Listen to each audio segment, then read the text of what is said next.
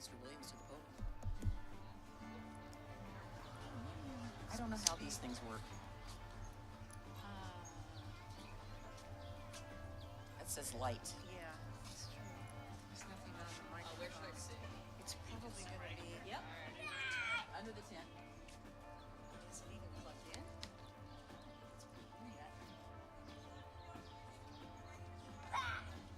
Well, I was going to say, Mr. Williams, please come to the podium. Oh, okay.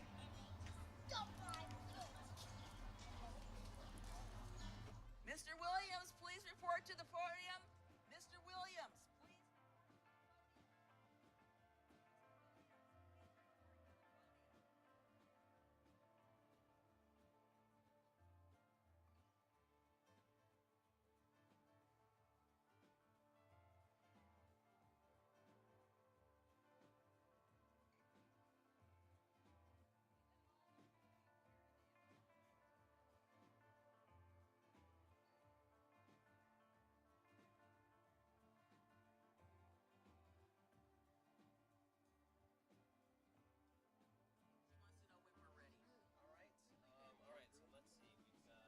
Hi, Grace. Is this thing even on? Should be. I didn't see that it was on.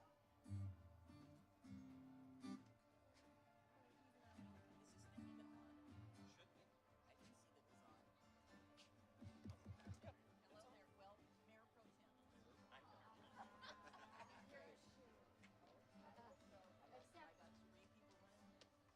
people running. I know. I'm not worried. I just got to do my thing and. Oh, there's James. He's here.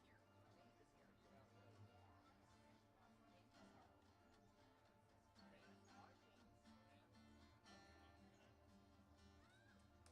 Well, I tapped the mic and it didn't seem to be on. I thought I heard it. I didn't hear anything. Let me go check with John. I didn't hear anything.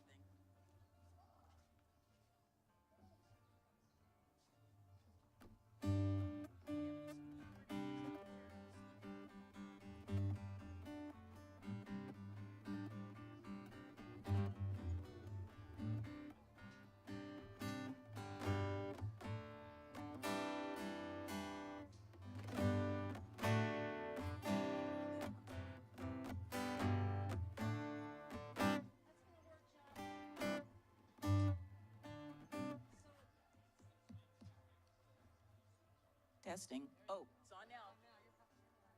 I just said testing, so it's on now.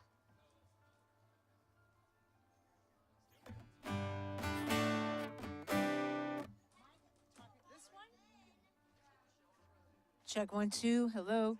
Testing. 1, 2. Check 1, 2. Hola.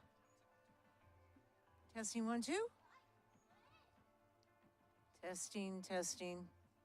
We have nothing yet. 1, 2. Check. No.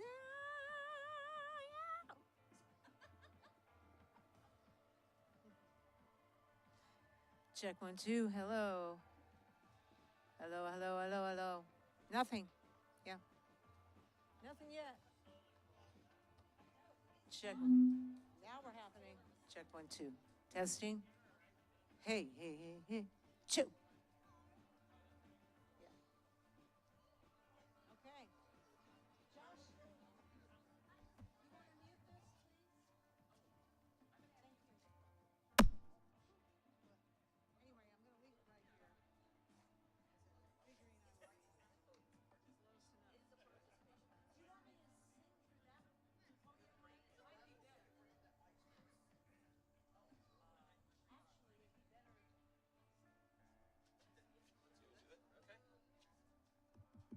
Test, test.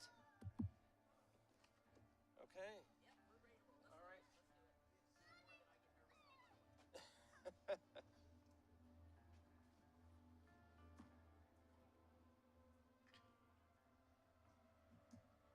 Are we good? Ready to go? Okay.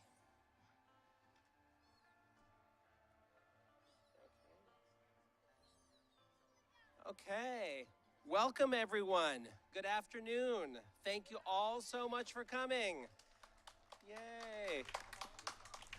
I'm gonna finally wipe my brow and say we avoided the rain, knock on wood. So, oh wait, shouldn't have said anything. Thank you all for coming. My name is Greg Williams. I'm the director of the Oregon City Library. I want to thank you all for joining us today. We're really looking forward to our event. We're going to have some wonderful poetry, music, and learning from our keynote speaker. Before we get started, I wanted to acknowledge the community. This event started a couple years ago as a community organized event that took place here on the grounds of Library Park. And thanks to those efforts, we have been able to build this year over year. This is the first year that the city has been able to sponsor this and put it on. And I want to thank the community for the inspiration and getting us to this point. So thank you.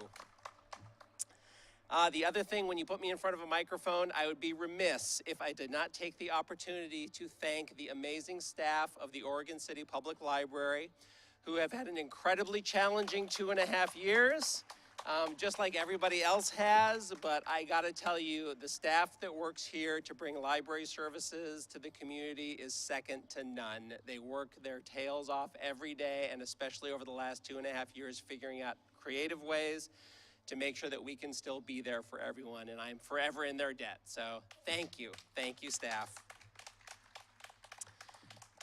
A quick couple of logistics. I just want everybody to know we do have bathrooms available. If you do need to go to the bathroom, you can come into the entrance right here on 6th Street. We have a staff member who will guide you there. We also have some water available here if anybody gets thirsty, and if anybody should get too warm, we do have some cooling inside, so just please find a staff member at the tent and let us know, and we'll get you all taken care of.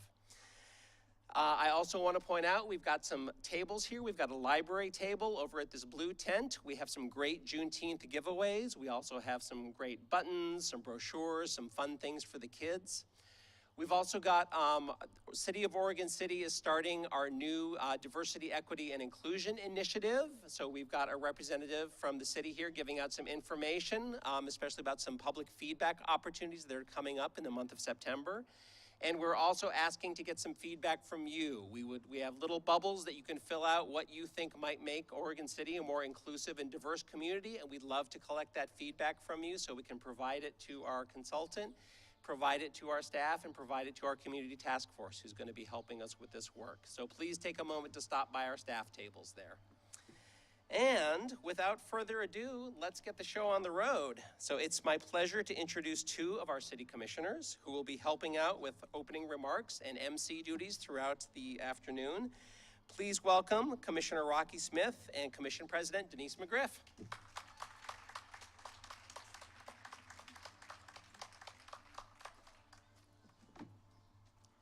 Thank you so much, everyone. And I am so excited that we're doing this for the third time.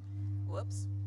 And I would be remiss if I didn't thank the members of Unite Oregon City who got this ball rolling. And some of those members are still here so this afternoon. So thank you, everybody. Yep, Tori's looking like, thank you, Unite. As Greg said, this is the third year we've done this in Library Park, and we thank the library and their staff for hosting us informally and now formally. And I want to thank the city staff, particularly Tony Conkle, our city manager, who when I broached this idea with him, he said, let's do it. And here we are. So this is really great, and this will be one of many events that we have here celebrating our diversity, and we'll look forward to when we have our 50th Juneteenth event here in Oregon City, but we're going to start with number 3. I'd also like to thank everyone for being here today. This is a super busy weekend in Oregon City, and I want to congratulate all of our graduates from Oregon City High School from yesterday's graduation. Also like to wish everyone happy Father's Day, happy Pride, and happy June 13th, or happy June 19th, sorry, Juneteenth. Well, I June was thinking, 13th, yeah. hopefully not 13th. We don't want any superstitions. Denise. Again, I'd like to thank the library staff and our Juneteenth committee. So Stacy Davenport and Greg and Denise from the library and Commissioner Smith and myself. So we were your planning committee, and we think we've got a great program for you today. I would like to recognize people who are here. So we have, I can see with my little eye, so to speak, Anna Farmer, Oregon City School District School Board member, and former County Commissioner Ken Humberston is here. We are also hopefully going to see State Representative Mark Meek. He did say he was coming, but as his schedule is crazy, I'm sure he'll be here a little later. And also then to thank all of you, my friends, my neighbors, and people that I hadn't, and so some of you are strangers to me, but you're just friends I haven't met yet. So thank you for being here as well. So I'd like to ask Commissioner Morrow to come up, and he's going to read our proclamation that we had at our City Commission meeting on Wednesday.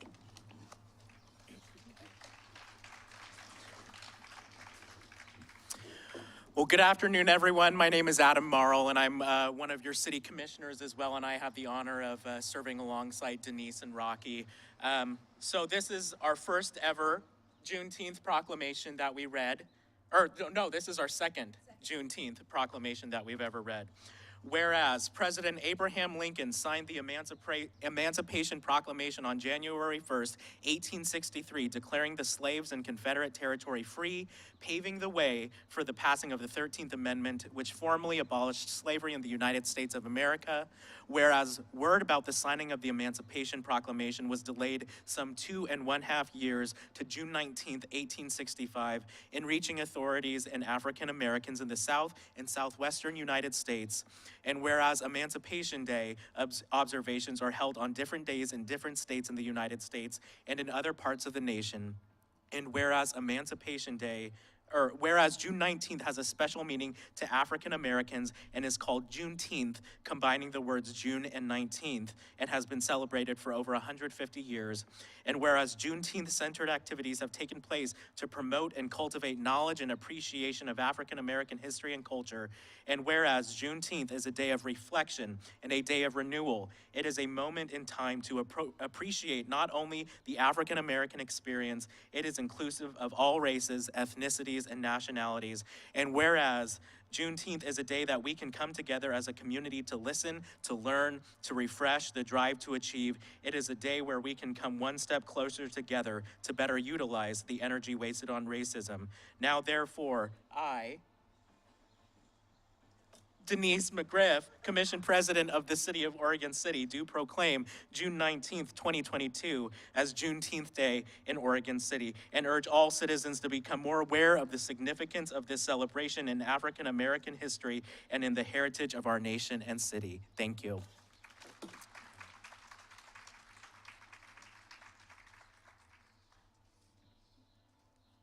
Thank you, Adam. I think you did a better reading of it than I did at the meeting. Anyway, the next thing we're going to talk about is, well, what is Juneteenth? Some of you do know, and why do we celebrate it? And I think it's interesting to note that this Sunday, we are celebrating and honoring the 157th anniversary of Juneteenth. It was recently recognized as a federal holiday in 2021, and Juneteenth commemorates the end of slavery in the United States, providing for an important opportunity to further honor Black American history and liberation and to amplify the stifled voices of our past. Although America was founded on the beautiful principles of equity, justice, and opportunity for all, those principles have never been comparable with the horrific realities of slavery and white supremacy woven into the foundation of our country. I received an email from Senator Merkley, and he had some remarks here which I'm going to continue to read. So he basically states that our 13th Amendment, which at its face value values and bans slavery, still contains a sinister loophole that not only allows slavery to continue, but also perpetuates and preserves discrimination and mass incarceration to this day. To live up to our nation's ideals of justice for all, we must eliminate the slavery clause in the 13th Amendment. This loophole has long incentivized higher levels of minor crime convictions, harsher sentencing patterns, and the proliferation of the three strikes laws to keep for-profit prisons in business. Until we close this loophole, this slavery clause will continue to have devastating effects on communities of color with its historical and current significant contributions to over-incarceration of Black Americans. As our country grapples with our history of slavery and institutional racism, Senator Merkley and Representative Nikema Williams, Democrat from Georgia, has introduced the Abolition Amendment to remove this damaging loophole from the 13th Amendment and finally end the practice of slavery in the United States in all forms once and for all. He further states that while we celebrate and take time to reflect on our history this weekend, it is important to remember the unfathomable pain and generational harm that slavery and forced servitude has caused, and to recognize that the fight for true freedom in America is not yet over. I hope you will join with Senator Merkley and all of us here today in the struggle as we work to protect the liberties and freedoms of every individual and to foster an equitable, welcoming nation for all. And again, this is from Senator Jeff Merkley. Thank you. So next on our program is that we are thrilled to have two members of the Creating Connections for Kids of Color who will be presenting today. Creating Connections for Kids of Color is a local group working to build social connections among kids of color to contribute towards positive identity formation and a feeling of belonging. Please join me in welcoming our first reader, so I get the name right, Coco Brodner Brown, who will be reading the poem We Rose by Christina Kay. Coco? And just move the mic wherever you need to move it, okay? All right. Do you want me to introduce myself first? Well, I did introduce you, but you could say your name again if you like.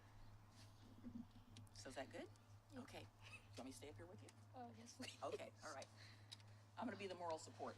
Hi, I am Constance Wardner Brown. I am a student at Gardner Middle School, and I will be reading the poem We Rose.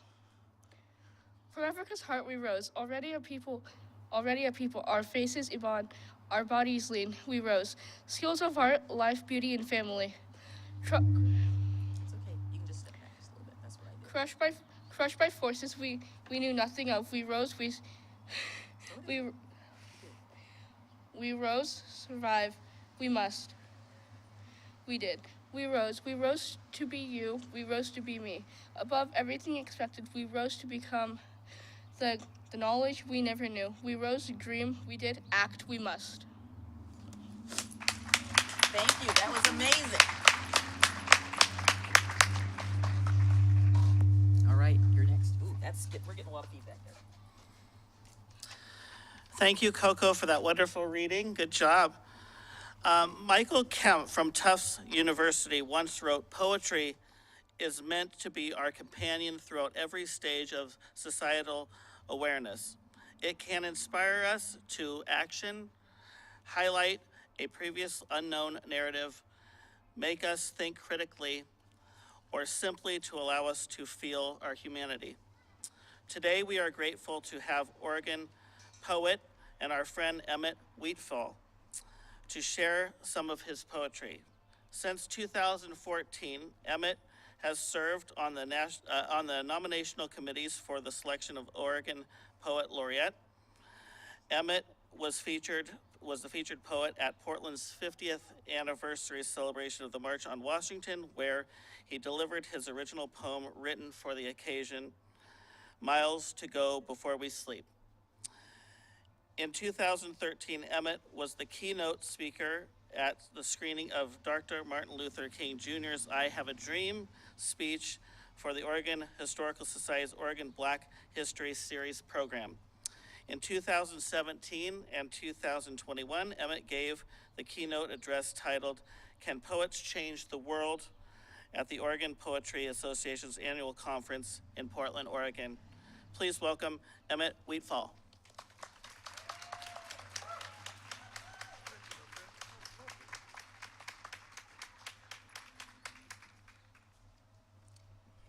Good afternoon, Oregon City. It is great to see you.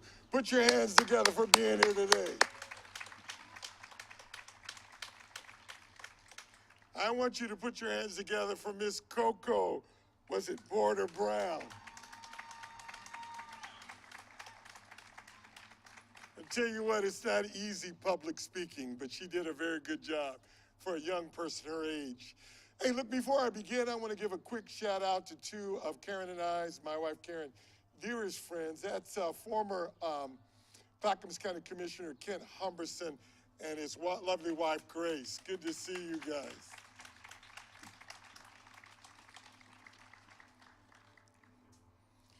I want you to imagine with me for a moment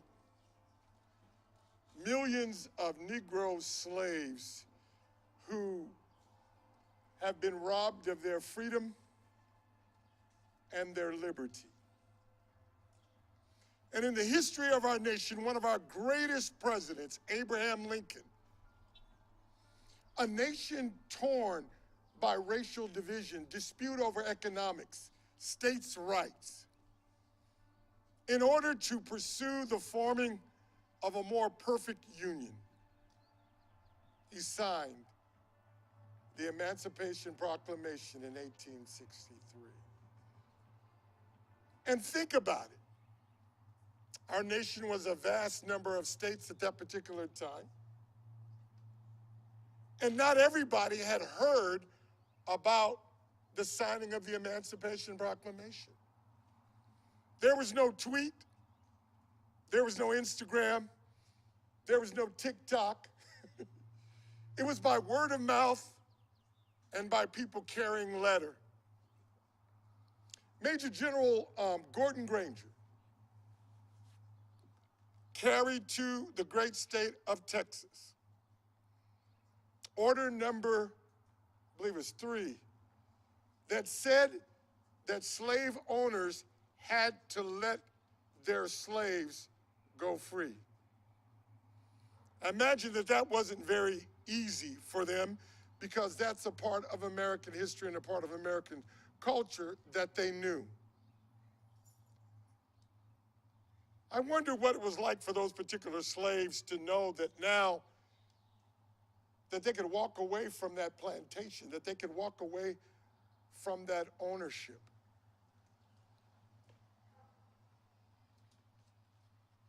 You need to hear about the 13th Amendment of the United States Constitution that said 2 things: that no one could be held as a slave or in involuntary servitude. I feel myself tearing up. But because of that man and a great nation, I can stand before you here in Oregon City and say, I am free. I am free.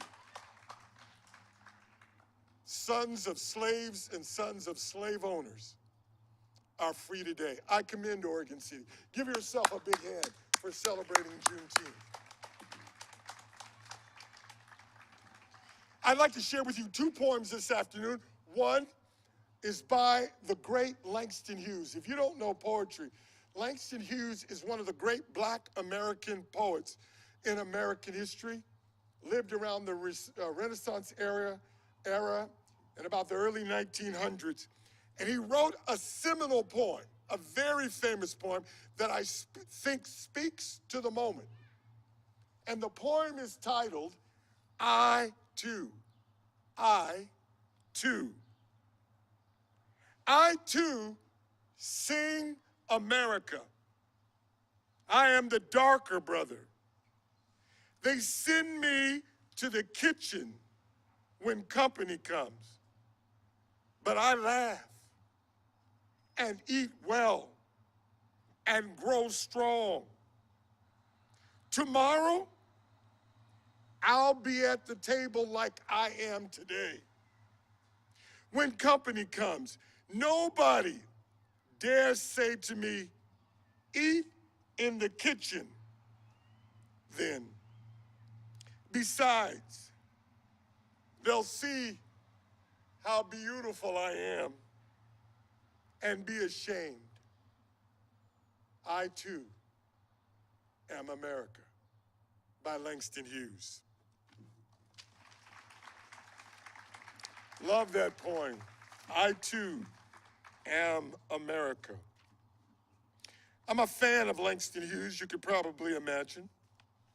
And so I wrote a poem similar to his a number of years ago, and I want to be able to share that poem with you today. The poem is I too am a slave. I too am a slave.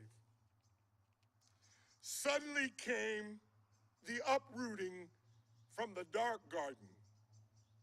My father's uprooting. I am his son, the son of his sons, a distant son of son and of the dark garden.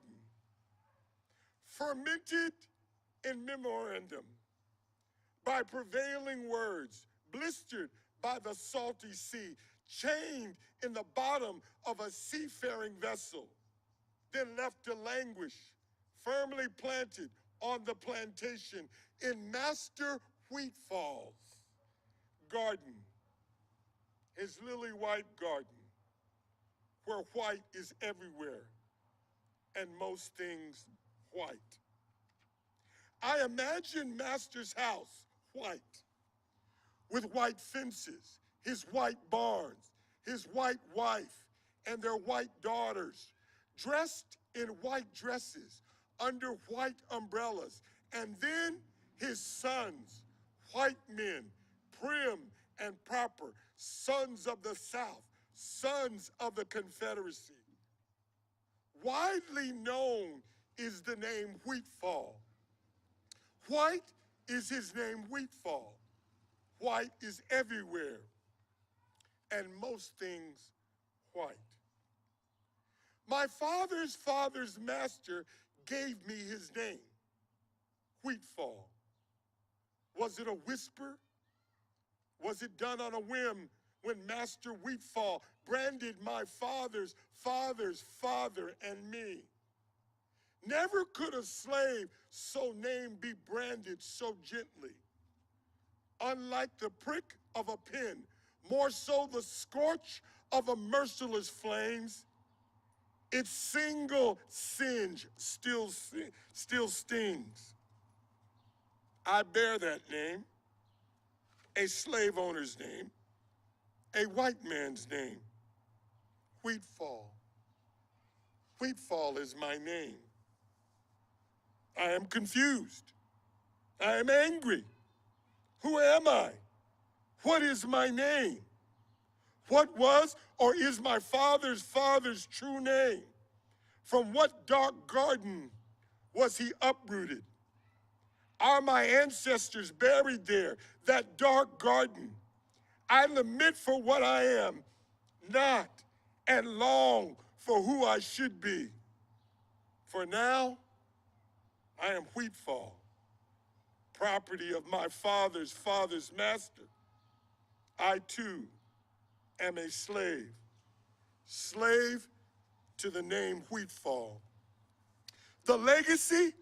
Whose legacy? His? The slave master's? Why? My father's legacy. What about mine? This gives rise to pause, to contempt, to contemplation, to anticipation, to revelation, to self-actualization. Although enslaved by the name of a slave, I have an emancipator, a redeemer, a deliverer, a Moses, my Moses. I am my Moses. Free me, Moses, free me. Remove the stain of my name. Free me, Moses. Take me to the sea, to the banks of the Red Sea. Part the waters, Moses. Part the waters for me, and I'll be free. I'll cross over with you, Moses. Take me to the promised land. You, my emancipator, Moses. You, my redeemer. You, my deliverer. Langston Hughes said, I too am America. Langston, I too am America. Wheatfall is an American name. Therefore, I too am America. Thank you, Oregon City.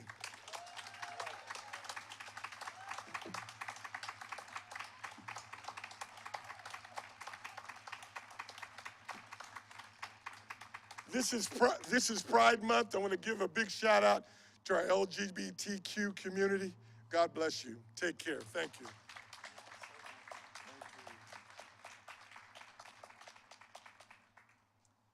Thank you, Emmett, for those inspiring words. And now I'd like to introduce the first of the two wonderful musical performers who are joining us today.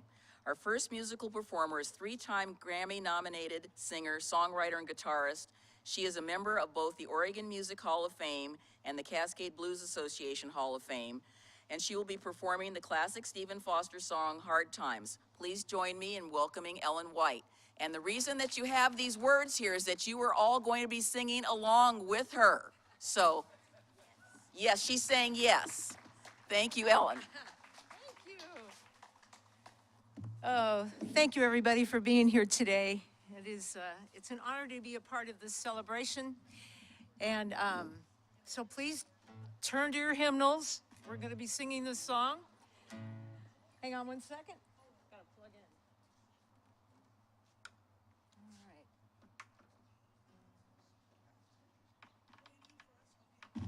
Oh, ouch. All right.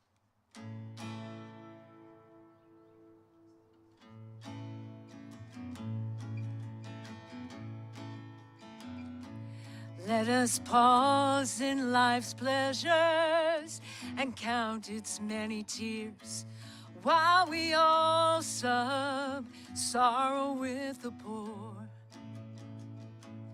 There's a song that will linger forever in our ears. Oh, hard times come again no more. 'Tis a song, the sigh of the weary. Hard times come again no more.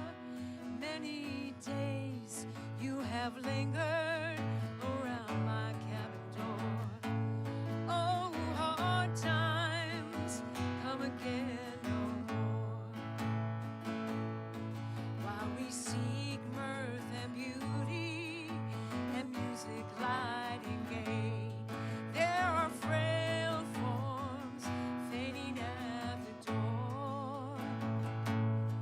Though their voices are silent, their pleading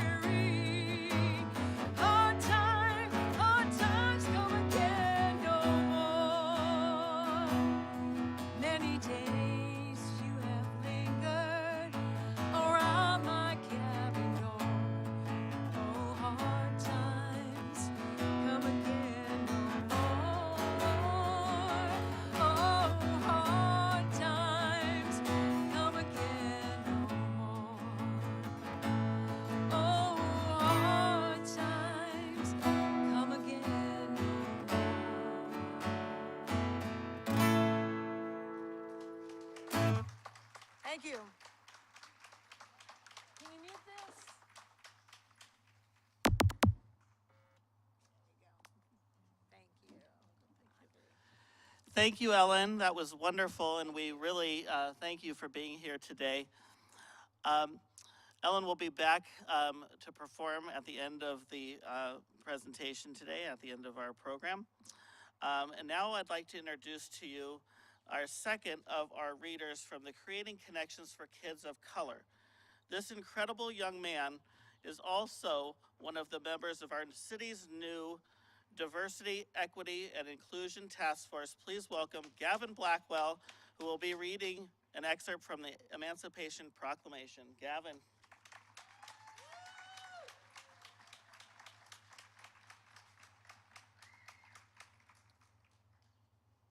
All right. Hi, I'm Gavin Blackwell. I'm going to read the Emancipation Proclamation. All right. By the President of the United States, a proclamation. Whereas on the 22nd day of September, in the year of our Lord 1862, a proclamation was issued by the President of the United States containing the following. On the first day of January, in the year of our Lord 1863, all persons held as slaves within any state or designated part of a state, the people whereof shall then be in rebellion against the United States, shall be thenceforth and forever free. And the executive government of the United States, including military and naval authorities thereof, will recognize and maintain the freedom of such persons, and will do no act or acts to repress such persons, or any of them, in any effort they may make for their actual freedom.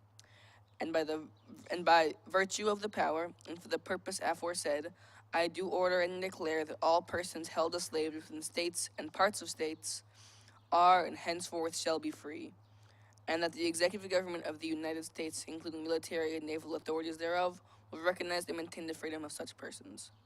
And upon this act, sincerely believed to be an act of justice, warranted by the Constitution, upon military necessity, I invoke the considerate judgment of mankind and the gracious favor of Almighty God. And witness whereof, I have hereunto set my hand and caused the seal of the United States to be affixed. Done at the city of Washington, this first day of January, in the year of our Lord 1863, and of the independence of the United States of America, the 87th, by President Abraham Lincoln.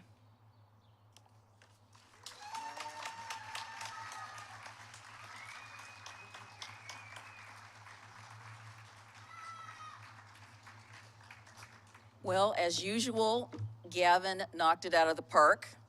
Thank you, Gavin. It was amazing.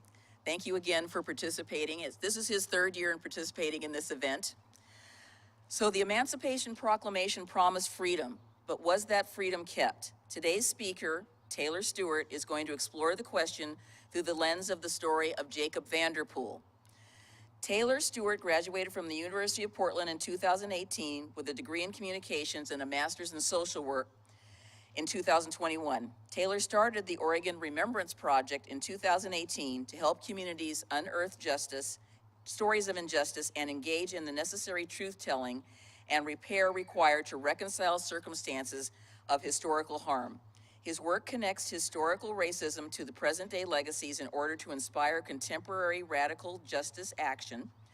And what started as simply a way to memorialize a man by the name of Alonzo Tucker, Oregon's most widely documented African-American victim of lynching, Taylor has grown to see the power of reconciliation as a way to rectify further instances of historical justice. Please welcome Taylor Stewart.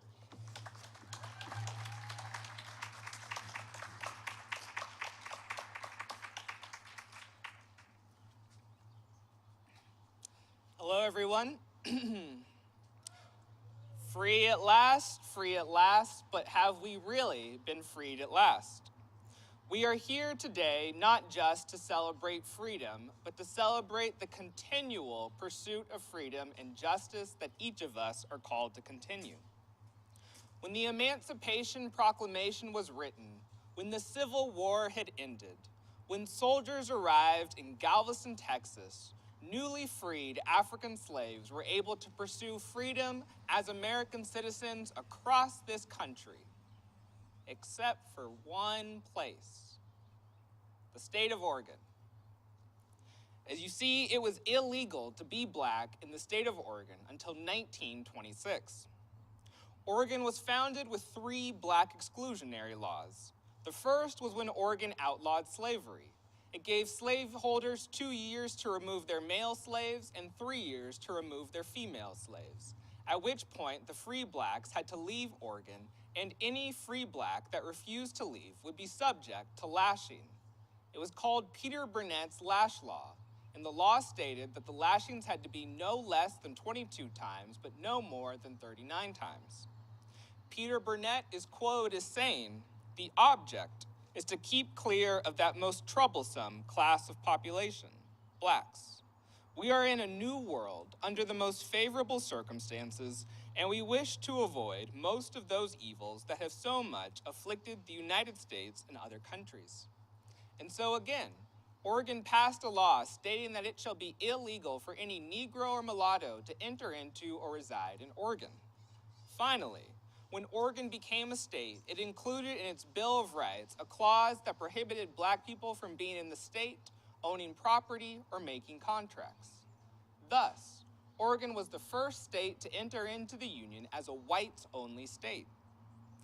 This racial exclusion fomented a climate of racial animus that would run deep in the heart of Oregon. In 1864, a Democratic legislator from Yamhill County named George Lawson proposed to his fellow legislators an amendment to the Oregon Constitution that, quote, "A Negro, Chinaman, or Indian has no right that a white man is bound to respect, and that a white man may murder, rob, rape, shoot, stab, and cut any of these worthless and vagabond races without being held to account." While this amendment was never taken up for a vote, George Lawson represented a constituency of Oregonians that felt people of color had no rights in this white utopia of Oregon. These racially exclusionary laws were formed in Oregon City. But there's one particular story of racial exclusion that I would like us to focus on today as we reflect on our pursuit of freedom and justice, and that is the story of a man named Jacob Vanderpool. Jacob Vanderpool lived in Oregon City, and he is the only known person expelled from Oregon under the state's black exclusionary laws. He was a business owner and was forced to leave Oregon after a competing white business owner reported him to authorities. He was your historical neighbor, and his crime? Simply being black in the state of Oregon. Jacob Vanderpool first appears in Oregon in the summer of 1851. He was a former sailor from the West Indies turned hotel manager. He was an industrious man running an ad in the Oregon Statesman nearly every week for his hotel, the Oregon Saloon, and boarding house.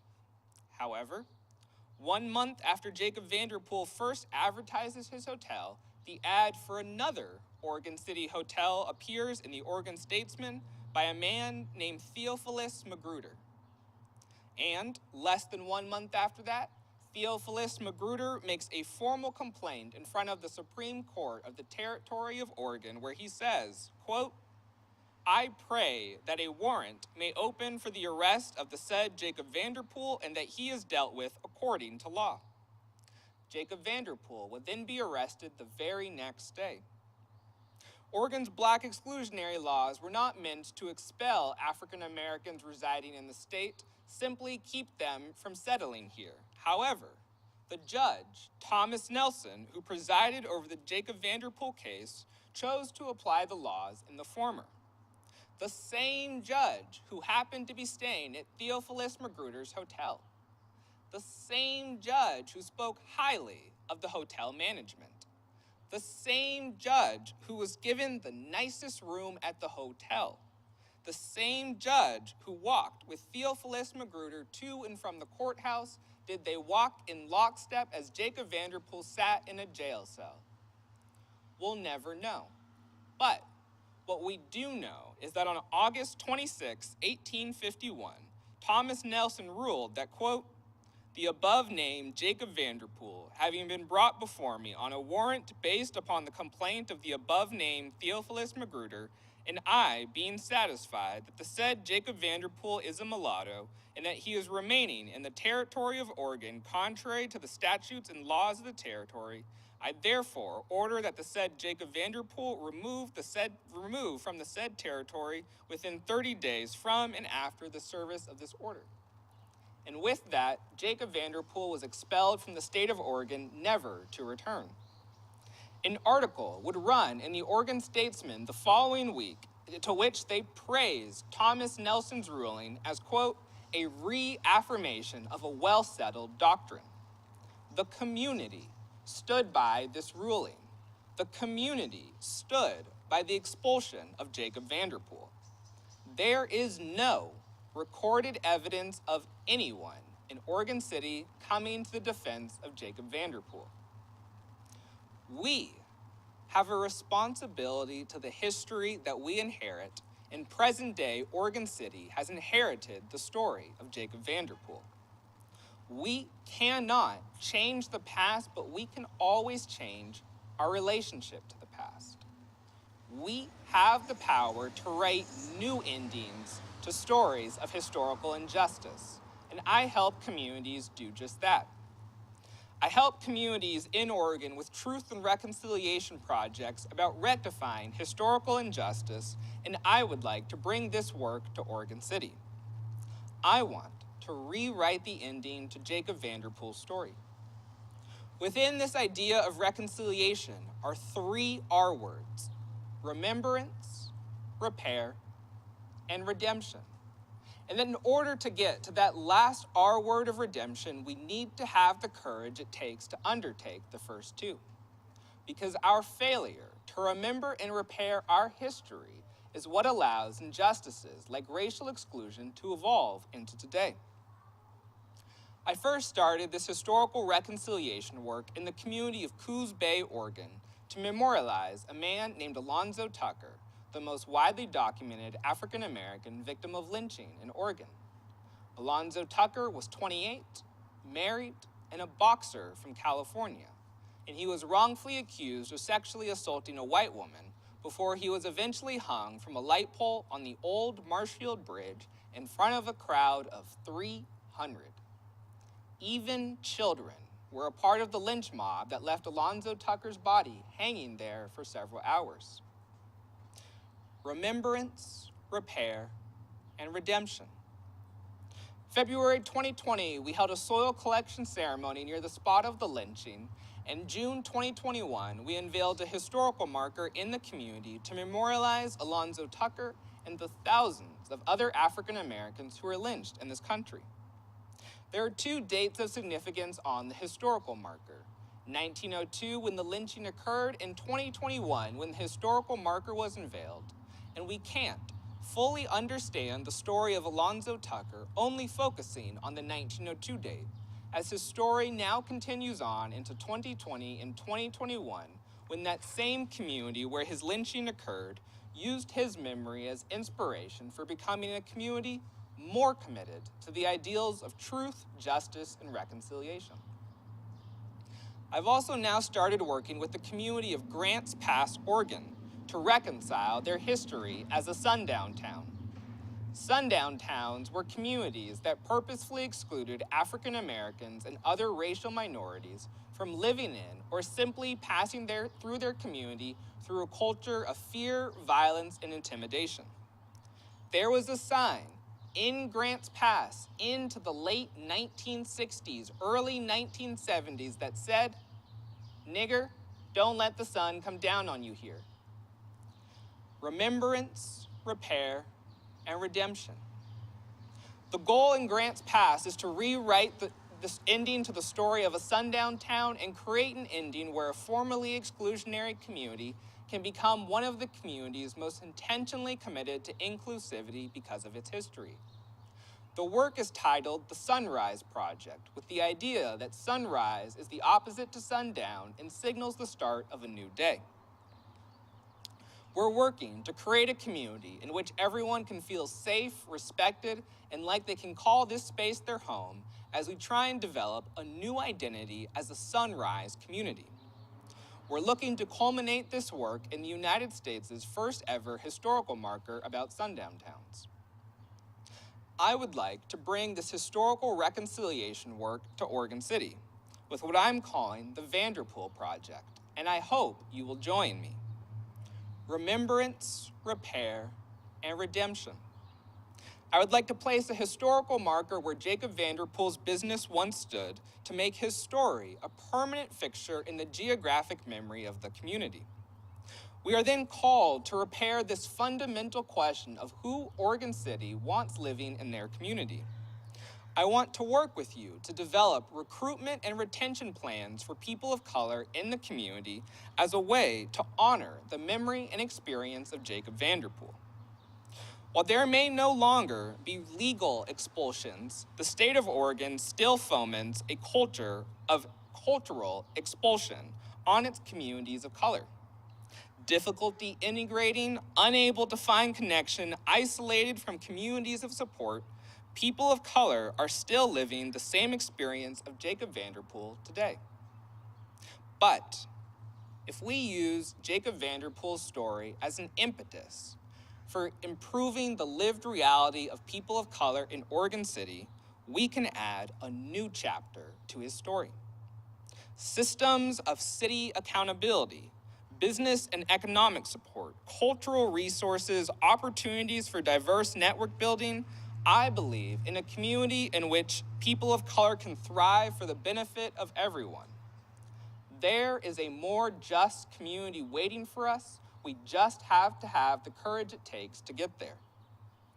We cannot change the fact that Jacob Vanderpool was expelled from Oregon, but what we don't have to accept is that is the end to his story.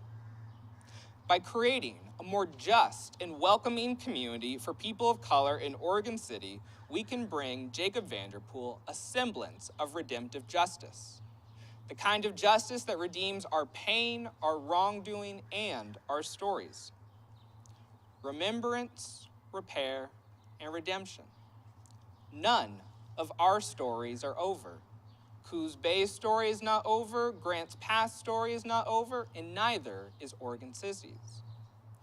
No one stood up for Jacob Vanderpool in 1851, but you have the opportunity to stand up for him in 2022, and I hope you will. Thank you.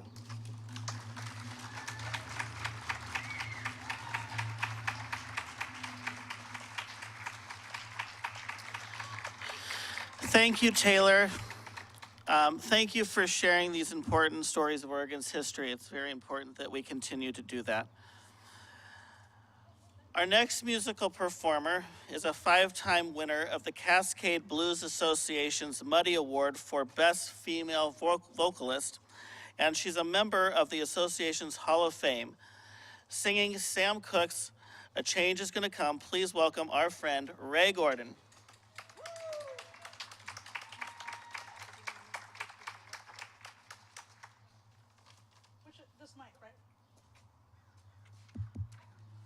All right, how you doing?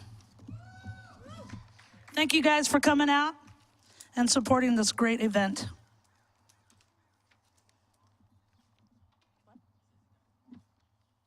I'll leave it in.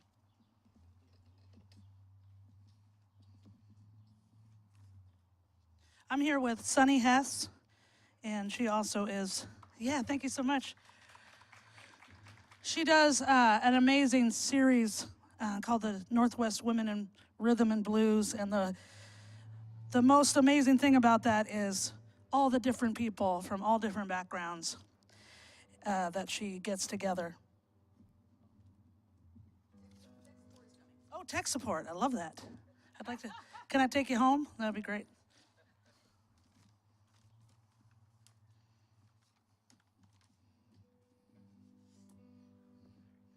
You're so strong.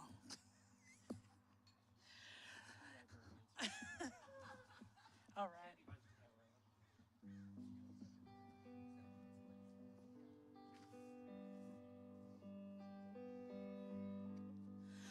I was born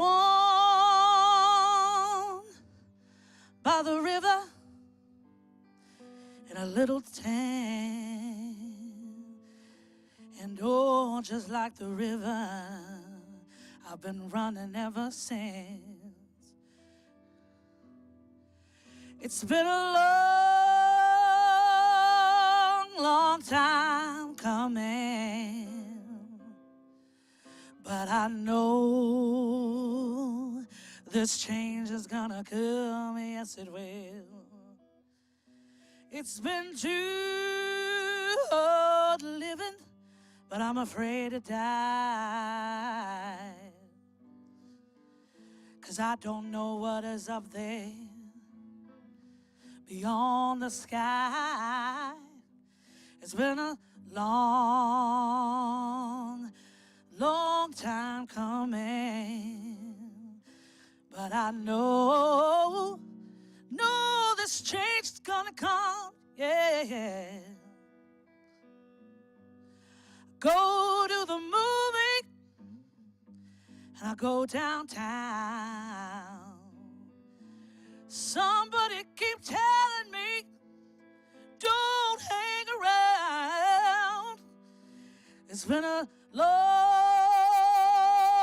time coming, but I know this change is gonna come, yeah. I go to my brother, I say, brother, help me please. But he winds up knocking me down on my knees. All the times I thought I couldn't last for long, but now I think I'm able to carry on. It's been a long time coming,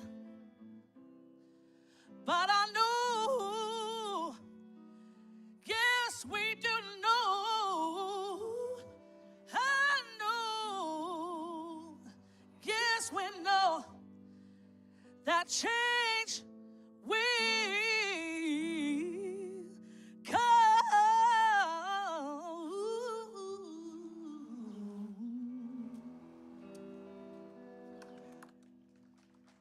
Thank you so much. God bless you. Sunny Hess.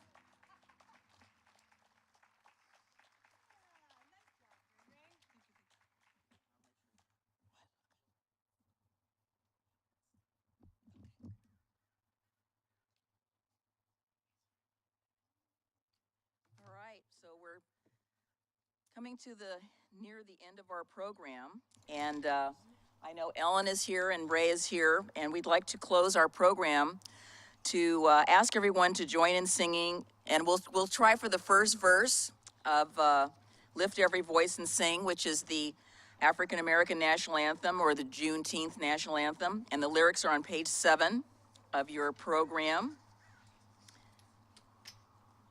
So are you going to join me, Ray? What? Are you going to join me? And Ellen?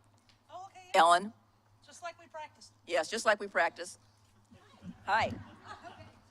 It was a long practice. I know. I'm not. Took months. I am not. I'm a singer in the shower and in my car. All right, that's perfect. So, we'll see if we can get this started. Oh, yeah, I don't have. Here, lyrics. Yes. Yes. So, lift. Ready? Yes. 1, 2, 3. Lift every voice and sing. Come on, you guys. I am not the singer here. We are just your backup No, you singers. are not. I'm not singing. And this. we're I am not singing our this backup alone. dancers too. I'll be the backup dancer. Till earth and heaven ring. Oh, do you know this song too? She doesn't know it either. Come on. Oh no, you guys. I feel it in my heart though. I cannot do this by myself. I am we not got a singer. These are the singers. Voice and sing till earth and heaven ring, ring, ring with harmony. Come on, Emmett. Mr. Emmett. Liberty, let our rejoicing rise high as the leaves sing.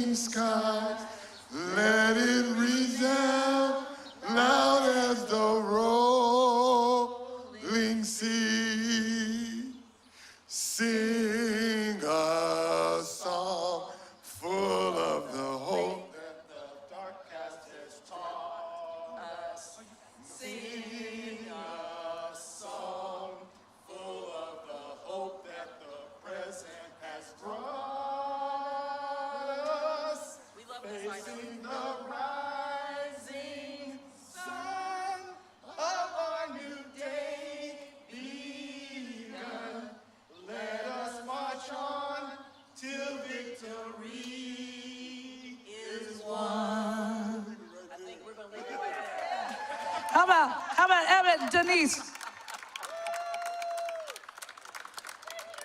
But it shows you we're willing to try, and that's all we need to make change. Just to let you know that's an example of you do it anyway and make it happen.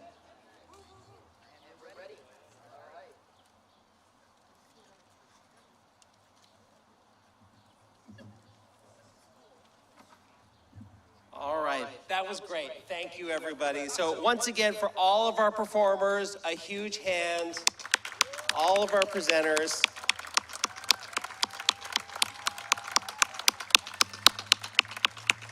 Thank you to everybody who presented and performed today. Thank you, everybody who came today. If you haven't visited any of our tables, please do so. Please don't forget to provide some of your thoughts and feedback to the city's Diversity, Equity, and Inclusion Initiative. And we invite you to stay a little while. We are going to have a little more music by the incomparable Ellen White. So once again, thank you everybody for coming. Happy Juneteenth 2022. We'll see everybody next year, and stick around for Ellen.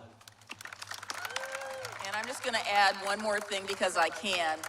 We need to give Greg and the library staff and all the staff that's here today another round of applause, because without them, this wouldn't have happened. Please go over and see Patrick Foyles. He's over there in the corner. Patrick, raise your hand. He's raising his hand. So he's got the information about our first workshop coming up, and I hope to see all of you there. I know I'm going to attend. But anyway, again, thank you to everybody. Stacy, Karen, who's here from Unite, Tori, Heidi, Gavin's brother, whose name I can't remember at the moment, but he's smiling, and John, Ellen, Ray, everybody that's been here today. Thank you so much for making this possible. We'll see you again next year, and support the library and come to all their programs because they're awesome. Thank you.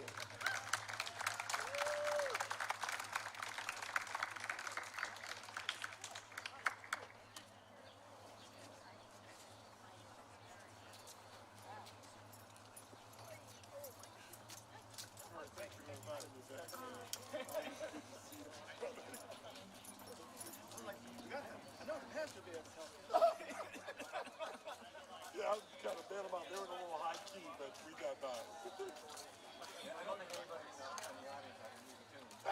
No, they didn't know this. Sorry, man. So. My mother-in-law asked me how I knew the song. I'm like, you sing it every Sunday. I haven't seen the words, but I knew it. That's my daughter. Not that I want to. Hi, Grace. Very, thank you guys for coming out. Grace. Good to see you. How you been? I'm getting old. You're getting younger. My daughter keeps getting me called. Hi, how are you? Evie, this is Emmett. Emmett Wheatfall. I know you're still doing stuff with the Francis. So just stay on headset, I'm gonna help Josh. So Term, yeah. Yep. Same with Christy. Thank you for being here.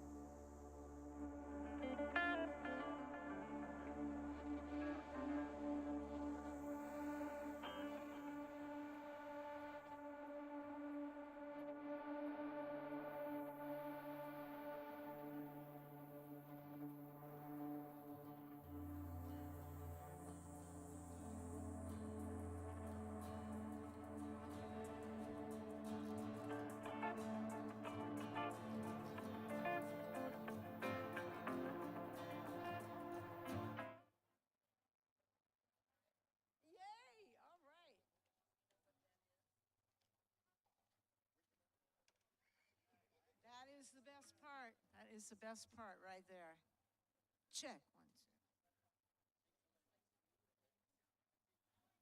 2. That's it.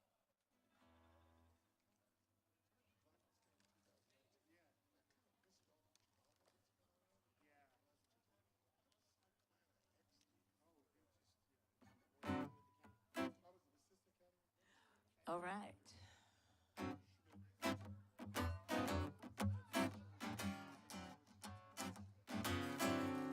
Ooh, I got dust on my shoes, need my crankcase drained.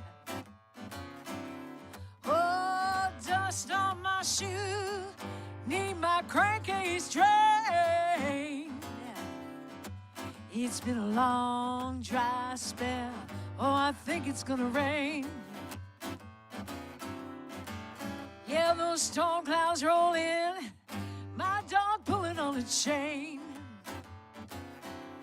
Oh, my storm cloud roll on in, dog pulling on a chain.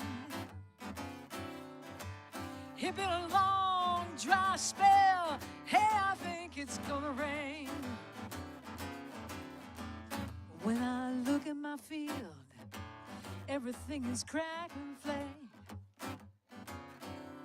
I said when I look in my field, everything is crackly flake. It's been a mean, dry spell. Oh, I think it's gonna rain. Now listen, if your well runs dry, you're gonna lose that sugar cane. Hey, when your well runs dry, you're gonna lose that sugar cane. And I wondered to myself, how much longer can I take?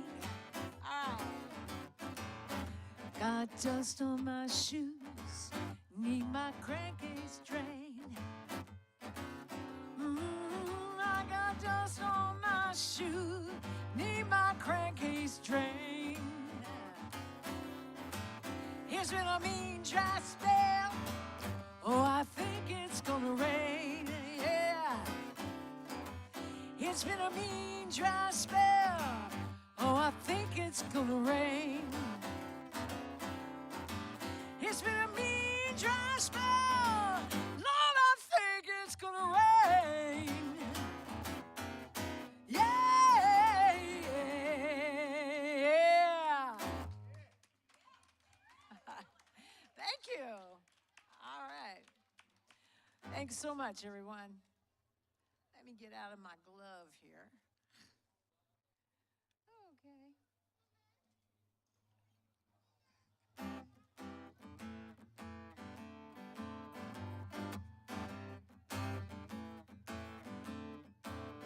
Well, you can cry a million tears.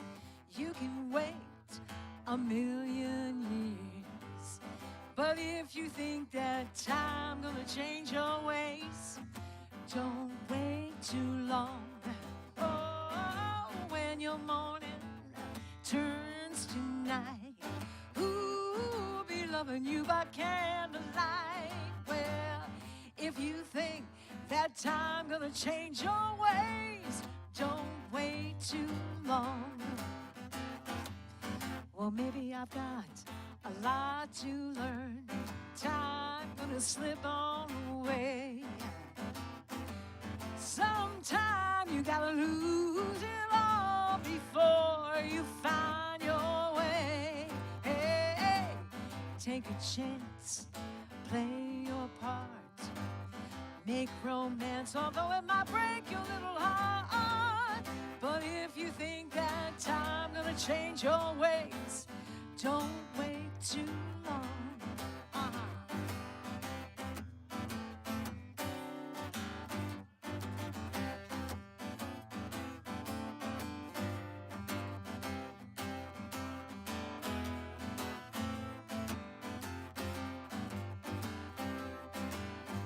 Well, it may rain and it may shine.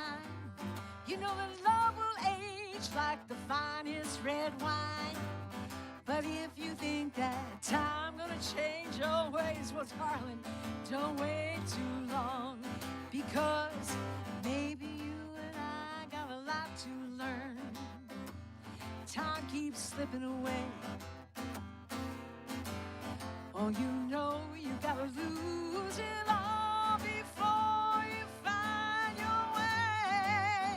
Come on and take a chance.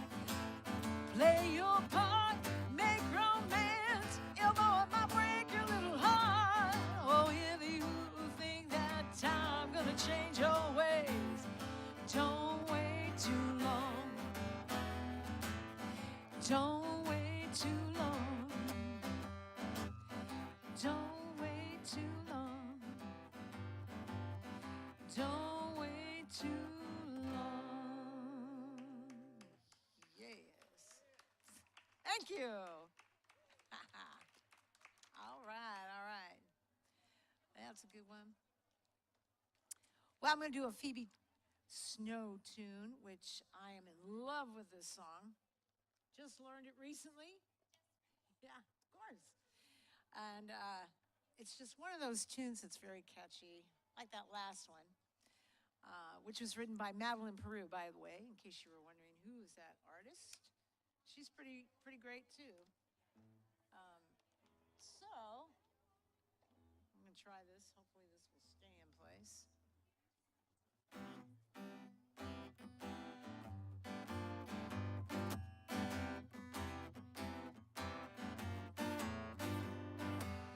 I wish I was a willow, swaying to the music in the wind. And I wish I was a lover, I wouldn't need my costumes and pretend.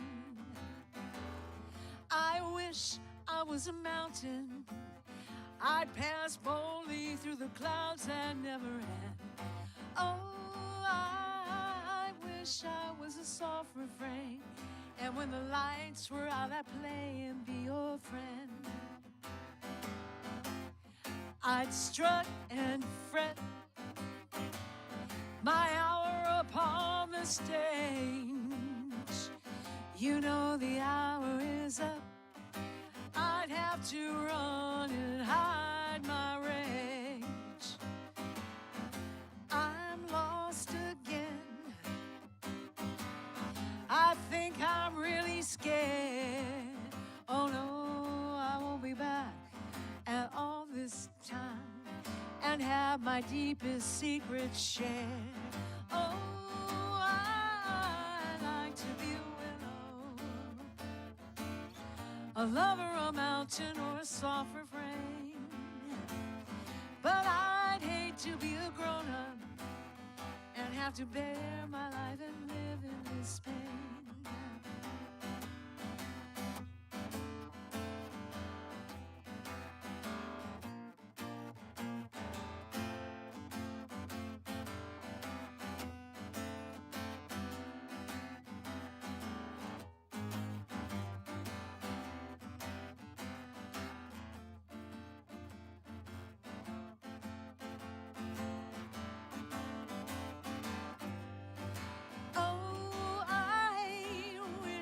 Was a soft refrain, and when the lights were out I'd play and be your friend. I strut and fret my hour upon that stage. You know the hour is up, my friend. I'd have to run and hide my rage. Oh, I'm so lost again, I think I'm really, really scared. Oh, I won't be back at all this time and have my deepest secrets shared. Oh, I'd like to be a willow, a lover, a mountain, or a soft refrain. But I'd hate to be a grown-up and have to try to bear my life and live in pain. I'd have to try and bear my life and live in pain. I'd have to try to bear my life have to try and bear my life in pain.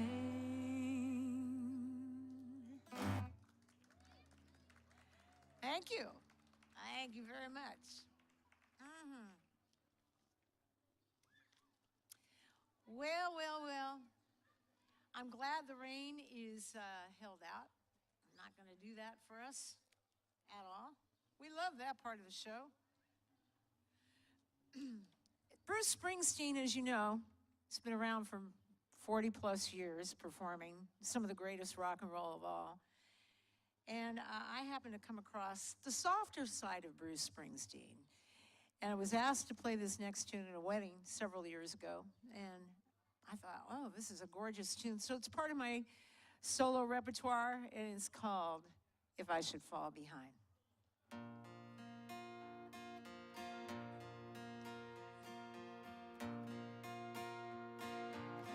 We said we'd walk together,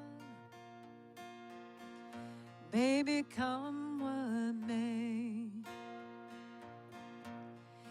Then come the twilight, should we lose our way?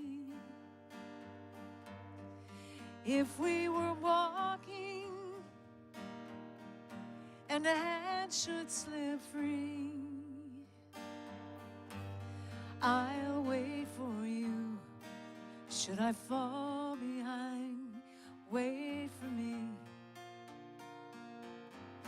We swore we'd travel,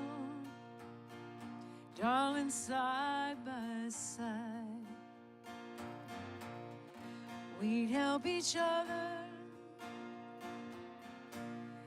keep in stride. And each lover's steps fall so differently. I'll wait for you. Should I fall behind, wait for me. Yes, everyone dreams of a love that's lasting and true. Only you and I know what this world can do. So let's make our steps clear, so the other may see. I'll wait for you. Should I fall behind, wait for me.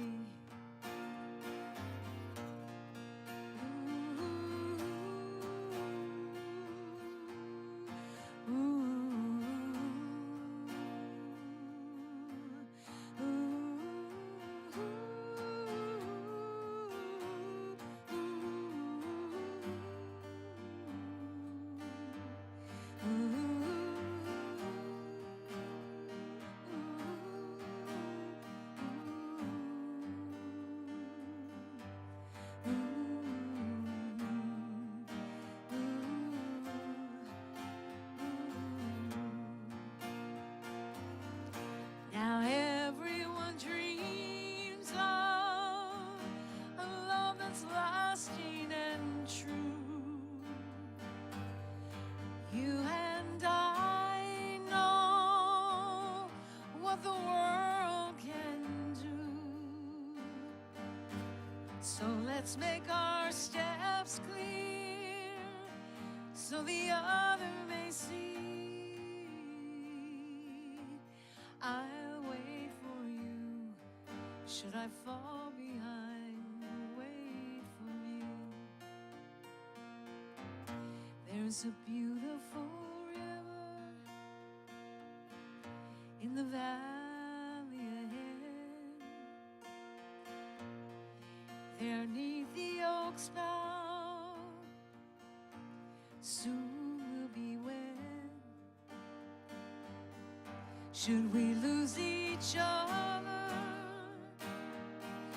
in the shadow of the trees, I'll wait for you. Should I fall behind, wait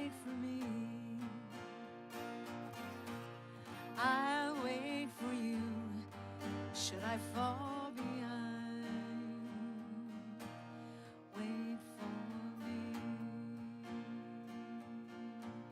Wait for me. Wait for me.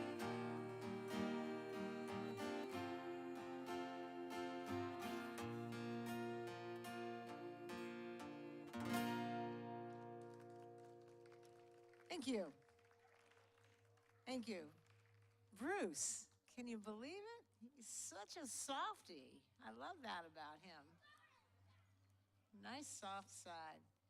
All right, it's time for little Buddy Guy, y'all.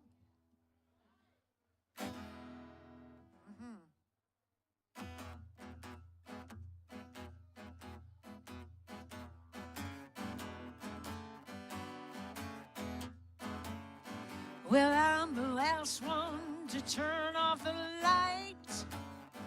Yes, I'm the last one to call it a night. And when the clock on the wall says late, well, I still got one more to play. But I feel sometimes that I'm at the end of the line. Yeah. Well, Father Time's been good to me. I'm as young as a woman can be. You know I'm way past 21, but I can still get this job done. Well, I feel sometime, you know I'm at the end of the line. Yeah. And I'm the last one standing on an empty stage. If life was a book, you know I'd be the last page. Even though I got one foot in the grave, I won't be crying and I won't behave, no.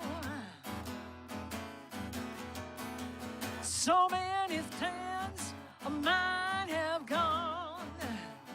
Oh, maybe my time ain't long. Yet I promise you the day that I die, I'm gonna keep these blues alive. But I feel sometimes that I'm at the end of the line. Yeah. Oh, the last one standing on that stage. If my life was a book, I'd be the last page. Even though I got one foot in the grave. No, I won't be quiet and I won't behave. No, no, yeah. So many friends of mine have gone, and maybe my time ain't long. I promise till the day I die, I'm gonna keep these old blues alive. Yeah, that I feel sometime I'm at the end of the line. You know, I feel sometimes, I'm at the end of the line. I gotta tell you again, because I feel sometime, oh, I'm at the end of the line.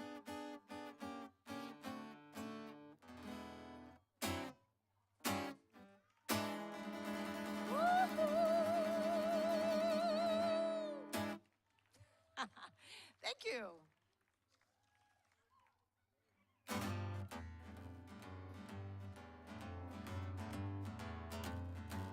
Open up your eyes, close them just the same. Yes, I'm looking out for you, but I still don't know your name. I see you walking on by, I feel you in my dreams.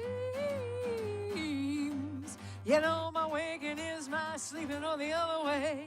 It seemed, hey George, I said feel blue. I see light. Is that the end of the tunnel or the fading of the night? Oh, feel blue. Yeah, see light. Well, you won't be feeling good till I get you in my arms tonight. Woo!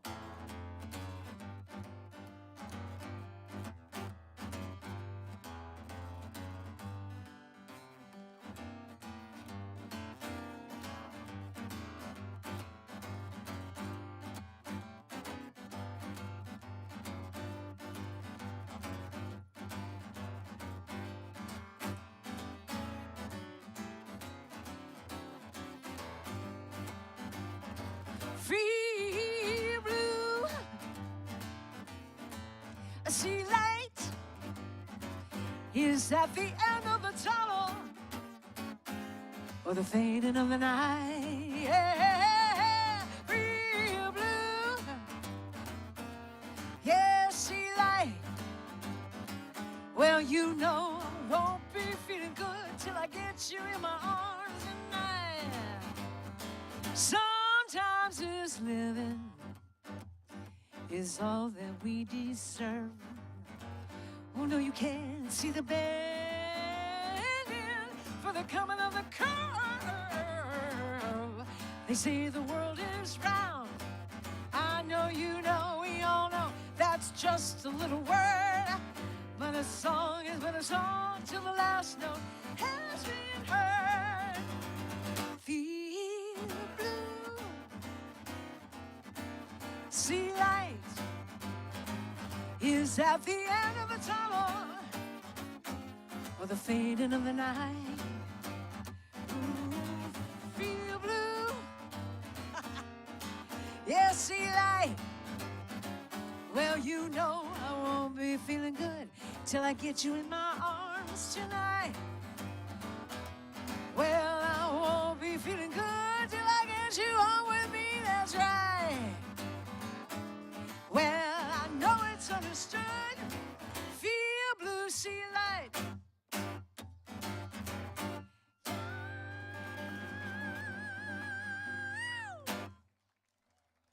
Thank you.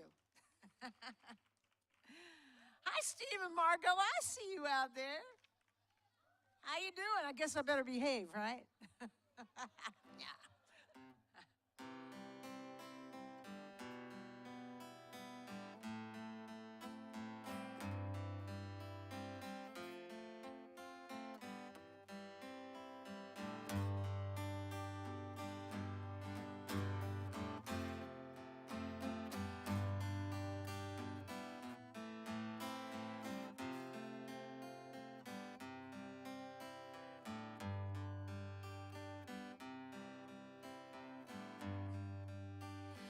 Wise men say only fools rush in. Oh, I can't help falling in love with you. Should I stay? Would it be a sin? Oh, I can't help falling in love with you. Like a river flows surely to the sea, darling, so it goes. Some things were meant to be. Take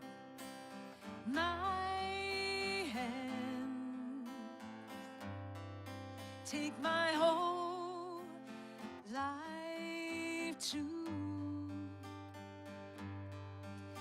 No, I can't help falling in love with you. Like a river flows surely to the sea, darling, so it goes. Some things were meant to be. Take my hand, take my whole life through.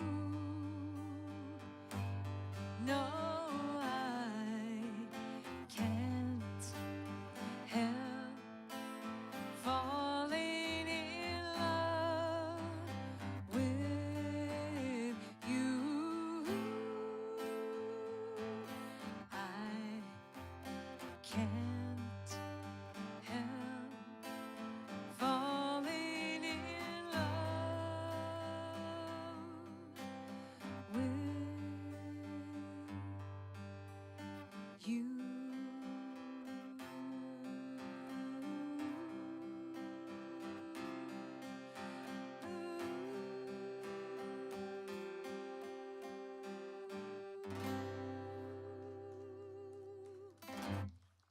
Thank you.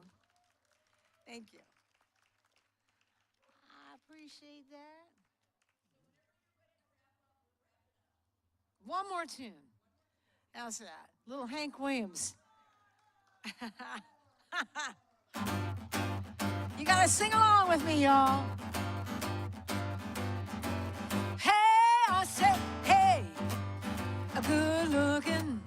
Ooh, what you got it cooking? Well, how's about cooking something up with me? Well, hey, sweet baby, don't you think maybe, oh, maybe we'll find us a brand new recipe. I got a hot rod phone and a $2 bill. You know, I got a place right there in Yam Hill. So the pop, yeah, the dancing is free. And if you want it fun, you gotta shake it up for me. Well, hey, a good looking, whoa, you got it cooking. How's about doing all these things with me? Well, I'm free, I'm ready, so we can go steady. Well, how's about saving all your time for me? You know there's no more looking. Yeah, I done been tooken. How's about keeping steady company? You know I'm gonna throw my daybook right over the fence. Buy me a new one for 5 or 10 cents. I'll keep it there till it's covered with age. I'm gonna write your name with a silver Sharpie on every single page.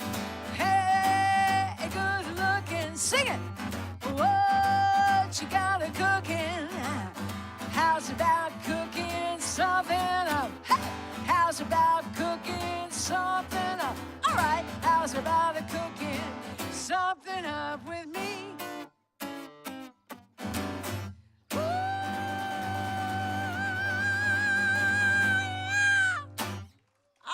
Thank you all. Thank you so much. Thank you for hosting this wonderful, very significant event in our history. I'm very happy to have been here today with all of you. Have a lovely rest of your weekend, and we'll see you again soon. Bye-bye. Thank you.